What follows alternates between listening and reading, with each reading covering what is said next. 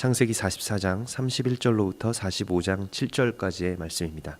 같이 한 목소리로 봉독하시겠습니다.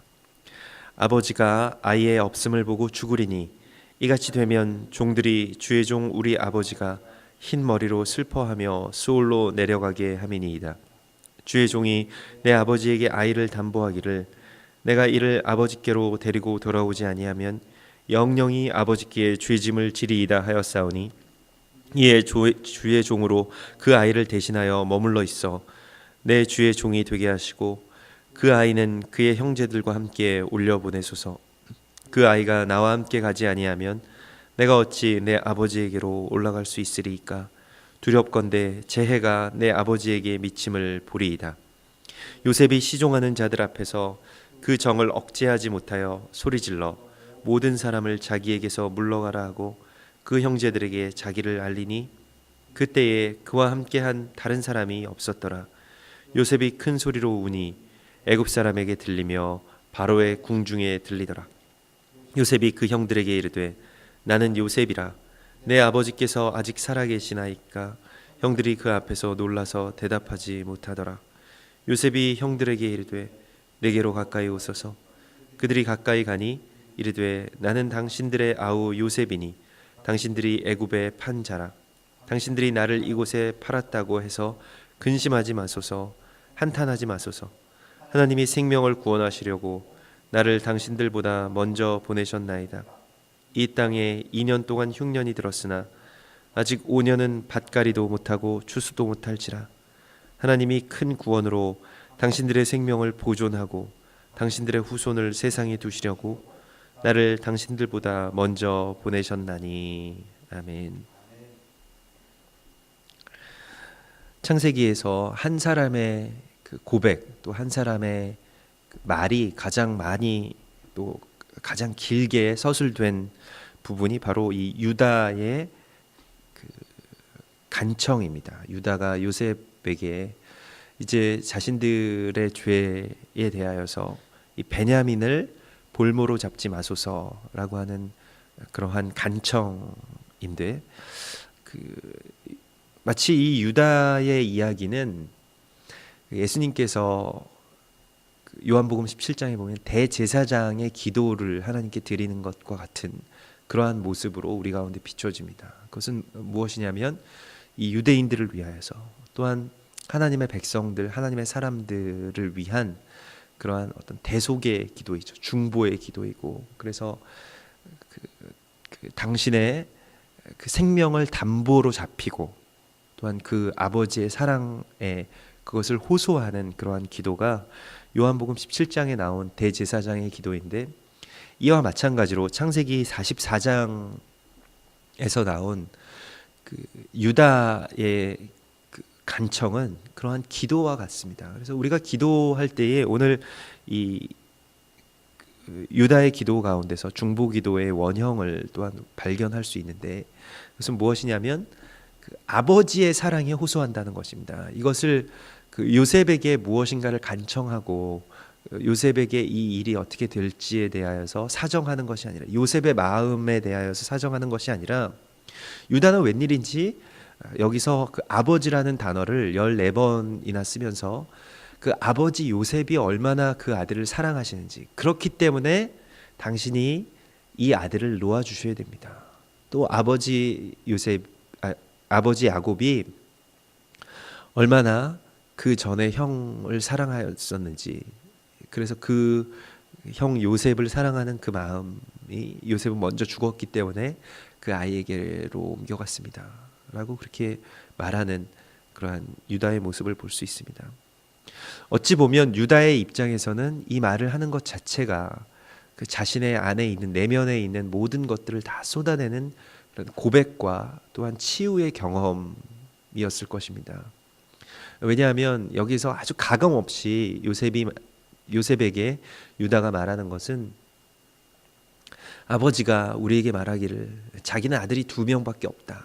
자기가 그 아버지가 아버지의 아내에게 낳은 아들은 2명인데 하나는 죽었고 하나만 남았으니 이 아이를 데리고 가지 말라. 이렇게 자신들을 만류한 이야기를 담담하게 말합니다. 그래서 아버지가 자신들은 사랑하지 않고 그저 서자로, 그저 그 아들과 같은 존재로 대하는 것이 아니라 골칫거리, 때로는 그냥 뭐 서자, 그러한 모습으로 자신들을 생각하는 것에 대한 그런 서운함, 또 상처들을 이제 그가 담담하게 말할 수 있을 지경이 되었습니다. 그 상처에 대한 치유, 또 그 상처에 대한 그 고백을 뭐 자신의 형제인 줄 모르는 어떤 다른 사람에게, 제3자에게 그 객관적으로 또 담담하게 진술할 수 있다는 것 자체가 이제 유다 안에 있는 어떤 치유가 어느 정도 진행되었다고, 그의 형제들의 그 마음 가운데 있는 치유가 진행되었음을 알게 됩니다. 또한 이 치유는 그들이 자신들의 그 동생인 요셉을 오래전에 죽이려고 했고 또 팔아넘기려고 했던 그런 그 죄의 값을 받는다라고 하는 그러한 생각, 또 그때의 그 기억들 속에서 다시 떠올리게 되고 다시 직면하게 되고 다시 치유하게 된 그러한 모습입니다. 그래서 이제 이 아이를 데려가지 않으면 아버지가 이 아이 베냐민에 대한 사랑 때문에 아마도 죽으실 것입니다 라고 그렇게 말합니다. 그래서 내가 백발로 스올에 내려가리니 라고 했던 그 야곱의 그 탄식 소리를 그대로 전하게 됩니다.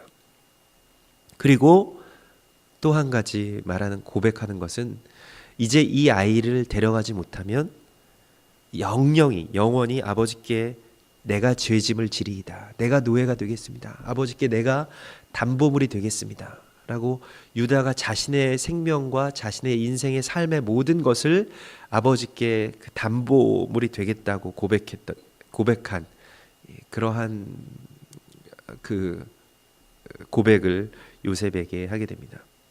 그래서 지금 양쪽으로 담보인 형제들이 하나씩 있죠. 이 아버지 쪽에서는 유다이고, 지금 이제 요셉 쪽에서는 베냐민을 담보로 하라고 말하는 것입니다. 그리고 이제 마침내 그 요셉이 자신의 감정을 주체하지 못하고 주변에 있는 모든 애굽인들을 다 내보냅니다.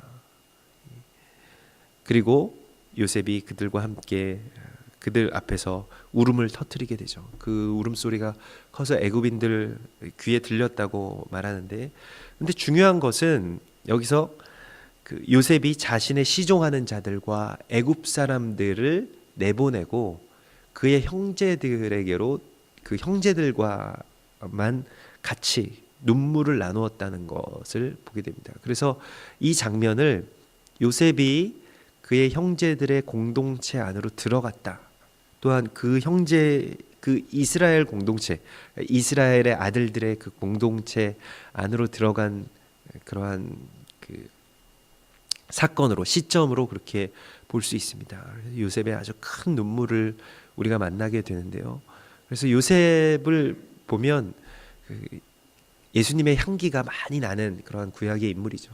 예수님께서 이렇게 늘 이스라엘 보시면서 우시면서 기도하시고, 또 그 죽은 자들 보면서도 우시면서 기도하는 그러한 모습으로 우리 가운데 오셨던 그 모습을 우리가 기억합니다.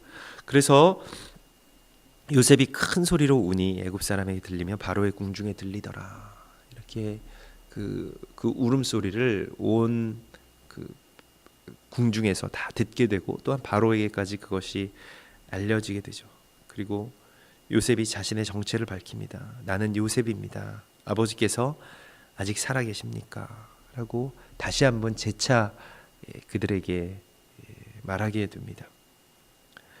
그리고 요셉이 형들에게 가까이 오소서라고 말합니다. 그래서 형들과 함께 가까운 자리로 가고, 그 먼 어떤 권위자의 모습이 아니라 가까운 형제의 모습으로 그렇게 가게 되고, 그리고 그곳에서 자신이 요셉이고 그 형들의 근심에 대하여서 또한 형들의 죄짐에 대하여서 이제 그 말하자면 사죄하는 그리고 사하여 주는 그러한 고백을 하게 됩니다. 당신들이 이곳에 나를 팔았다고 해서 두려워하거나 근심하지 마소서, 한탄하지 마소서 라고 말합니다.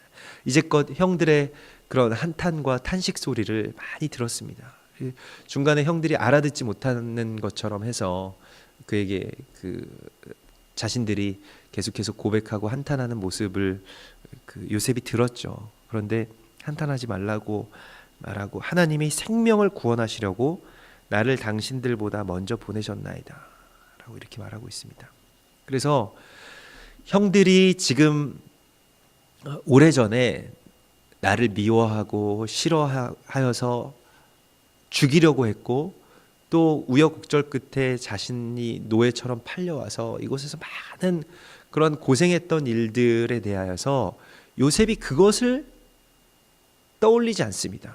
가장 먼저 생각하는 것이 요셉이 무엇을 먼저 생각하느냐가 굉장히 중요한데 우리의 어떤 기억이라고 하는 것은 영적인 선택입니다. 그렇기 때문에 우리가 과거에 있었던 일들 그리고 지금 있는 일들 어떤 사람에 대해서나 어떤 사건에 대해서나 내가 이 면만 이것만 딱 빼서 본다면 말하자면 요셉의 입장에서는 자신이 피해 본 것 또한 자신이 어려워진 것들만 빼서 본다면 그 면만 그 말하자면 그 필름만 빼서 상영을 해본다면 형들은 살인자이고 또한 형들은 자기를 죽이려고 했고 자기를 미워하고 자기를 질투하고 나는 아무 죄가 없었는데 나를 그렇게 뭐 정말로 찢어 죽이려고 했다. 오늘 이 유다의 표현대로 그렇게 되면 이제 요셉의 마음 가운데서는 분노와 그 형들에 대해서 내가 되갚아 주겠다. 지금 충분히 되갚을 수 있는 위치에 있습니다. 그 권력이 있고 그런 힘이 있습니다. 그래서 이제 내가 당신들을 다 죽여야 되겠다. 아니면 뭐 최소한 당신들도 내가 겪었던 아픔들을 당신들이 그 아버지의 집에서 편안하게 있을 때 내가 겪었던 아픔들을 그만큼 당신들이 겪어야 되겠다. 이렇게 나올 수도 있다는 것입니다. 그러나 요셉 안에 있는 성령님께서 요셉의 기억을 주관하시는 것을 보게 됩니다. 그리고 그 안에서 새로운 창조의 역사, 곧 감사와 또한 새로운 시각으로 이것을 볼 수 있는 그런 창조의 시각을 요셉 안에서 샘솟게 하시는 것을 보게 됩니다.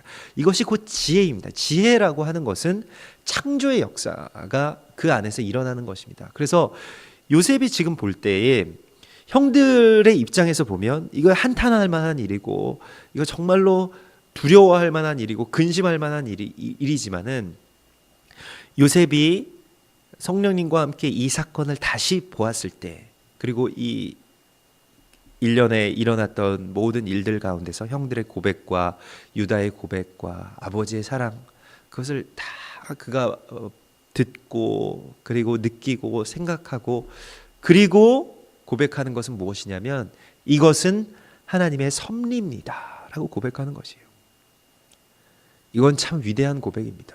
이렇게 고백할 수 있는 것은 요셉의 어떤 인품만은 아닐 것입니다. 이것은 성령께서 그 안에서 고백하게 하시는 것이고 생각하게 하시는 것이고 기억에 대해서 아주 거룩하게 선택할 수 있도록 해주시는 것입니다. 우리가 인간이 과거에 대한 기억 가운데 90%는 잊어버린다고 합니다.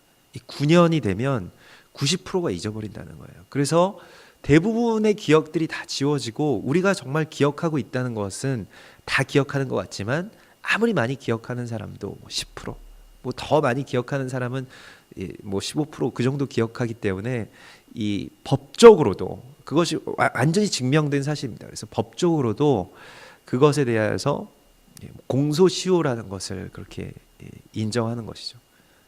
증인들이 아무리 다 있어도 이거 정확하지 않다. 90%가 틀린데요. 그렇기 때문에 그러면 그 10%뭘 남길 것이냐?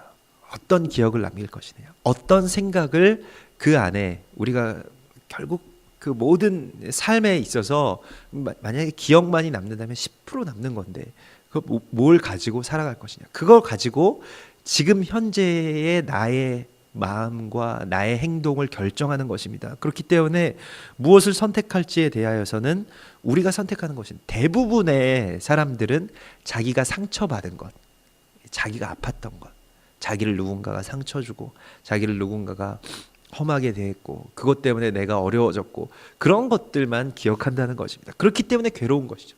그렇기 때문에 기억이 계속 괴로운 것이죠. 그래서 그 망각을 하기 위해서 내가 오늘 겪었던 일들, 내가 또 예전에 겪었던 일들, 그거 잊기 위해서 사람들이 술을 마시고 다른 것을 하고, 그래서 그 기억들을 어떻게든 지워보려고, 또한 기억들을 희석해 보려고 하지만 잘 되지 않습니다.